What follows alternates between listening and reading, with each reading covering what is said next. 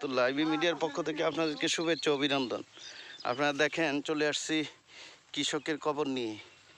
হ্যাঁ, এখন তো বৈশাখী ধান, কৃষকে আসলে অনেক পরিশ্রমের ধান। আপনারা জানেন বারবারই পানি দিতে হয়, সার হসপিট দেওয়ার পরে বাম্পার ফলন হয়েছে। কৃষক খুশি। ওই যে কৃষকের সাক্ষাৎকার দিচ্ছে, দেখাইতেছে।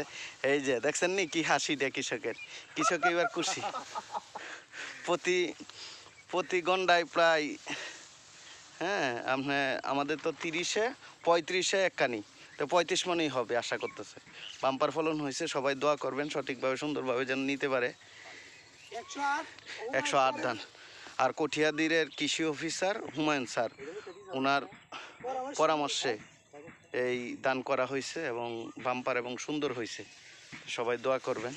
এখনও বিষয় ফাঁকে নাই, কিছু কিছু ক্ষেত কাটা শুরু হয়েছে। আবার এই যে এইটা শুধু কাইটে নিছে, ওই জায়গার মধ্যে দেখে কিছু কাটছে। তো ধন্যবাদ সবাইকে, আসসালামু আলাইকুম।